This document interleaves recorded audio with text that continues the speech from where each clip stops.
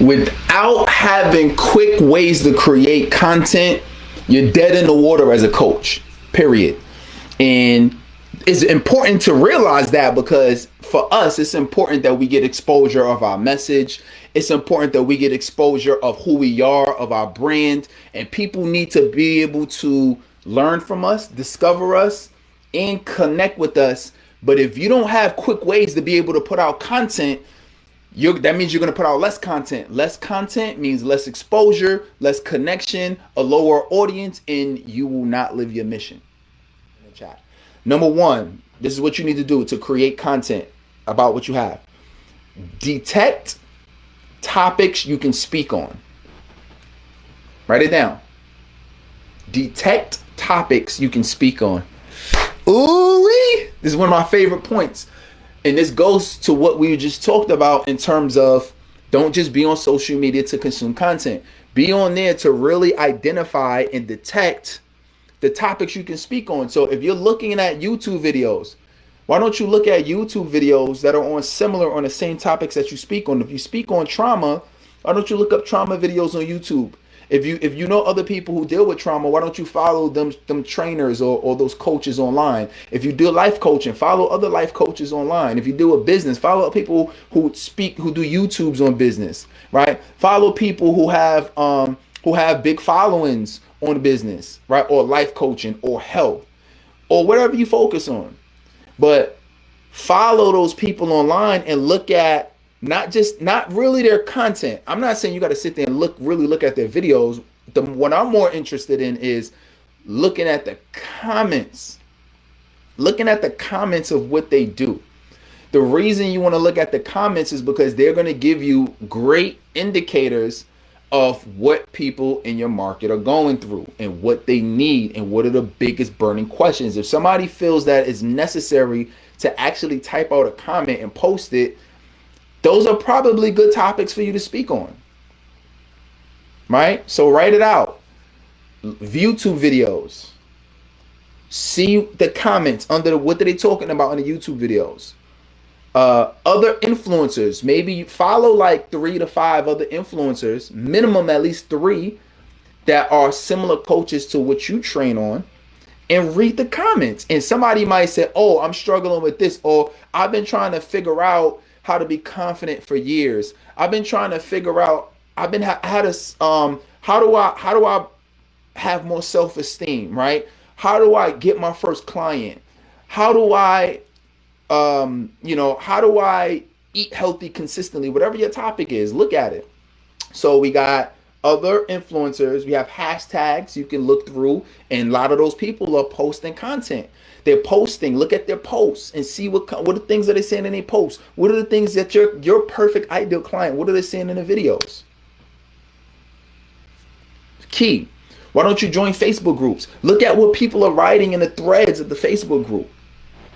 Just research, detect, and when you see a topic, oh, I feel like I can speak on that. And if you can't speak on it right now because maybe your level of expertise ain't there, don't sweat it. I won't speak on that topic. But if I see something I can speak on, now we cooking. Put we cooking in the chat. Put we cooking in the chat, right? Now we cooking. So this is really key. So your goal is wherever your audience congregates at, look at what they're saying. Books is another good way. Like, so what if you went on Amazon and you looked at the book topics that are on categories that you speak on? What do people put on their books on any book website, especially Amazon? It starts with an R. Everybody put it in the chat. It starts with an R. It is reviews. So people are putting their reviews. People are putting their questions. I wish the book would talk about this. Look at this. I love that they highlighted this inside of the book. Maybe you can say, oh, wow, people really like to learn about how to step into their true identity. People really like, how to get into the career that they're passionate about. How to get a better credit score, whatever you focus on, right? If you start paying attention and start detecting, you start detecting these things, now you're in a place where you can start creating content that your audience and your market really wants. Number 2 is write a running list. Write a running list. Write a running list. Coach T, what do you mean write a running list? A running list of the topics. So as you're identifying this, you should have some type of list, whether it's in Word, Microsoft Word, Google Word, some kind of notepad. I don't care where you write it out. I don't care if it could be in a notebook for all I care, but have it, capture it somewhere. And the reason it's important is because now you're creating a library of topics. You're creating a library of topics that you can speak on over and over and over and over again. And these are the things that people are going through today, so you don't forget it. So if I'm in a Facebook group and I see people with my ideal audience in it and I see them asking certain questions, I'm like, ooh, I can talk about that. I know about that. You can literally just copy and paste it and put it in wherever you're storing the topics at. Or you can just write out a couple words and say, okay, basically this is what they're asking. I can talk about this topic, and you do it. So wherever it's at, wherever you're looking at, hashtags, comments, wherever it's at, your goal is to take it and capture it in a moment, because you'll forget if you do it later. You're getting back with the kids, or you got to go to work, or you come home, you're tired, you're about to, whatever it's at. Take a few seconds and immediately capture it. So now you're creating like almost like a living list, like an ongoing library of topics that anytime you need to go speak on something or you need to create some content, I can easily go back to it. So like if I was to show you my laptop, you will literally see hundreds of topics. I got so many topics, and this is the key thing. It doesn't matter how big or small. Even if it seems insignificant to you, don't make it insignificant. You know how many topics, like, most people think, not most people, let me speak from personal experience. One of the things I used to think was like, okay, well, what are the big things people need to know when it comes to coaching? But then I realized there's so many little things about, can I do a video on overthinking? Can I do a video on procrastinating on your purpose? Can I do a video on how to be a successful coach, when your partner is unsupportive, or whatever it is, right? And it's just about whether you speaking from personal experience or not. Your goal is, I can speak on that based on something you read, something you experienced, something that people that you've coached or consulted for free or paid. It doesn't really matter. The idea is you capture it so you can go back at some later point in time, a week later, I don't care if it's a month later, wherever, but you come back at some future date when you need content or you can't think of something. I got the running list. Everybody put running list in the comments. Put running list. It's very important. Running list. Good. Q is on it. I appreciate that. I'm glad y'all on it. This is key. And by the way, the more you stay active and engaged and you write things down, the more you commit it to memory. Okay, so that's really key. So that's number 2. Number 3, everybody write this down. Very important, very key. And this is what's going to help you stand out. Create a concept. Everybody write that in the chat. Create a concept. Coach, create a concept. What you talking about? Creating a concept in terms of, so your goal is, once you know what you want to talk about, at this point is really about how do you want to create it. So let's say you say, all right, I want to do minimum, I say you should be at least posting once a day. So let's say you come and you say, all right, I want to post today. I got my list.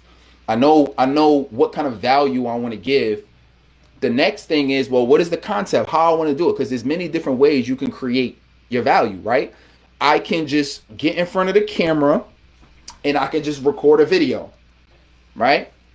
That's one way to do it. Another way to do it is I can do like almost like a voiceover.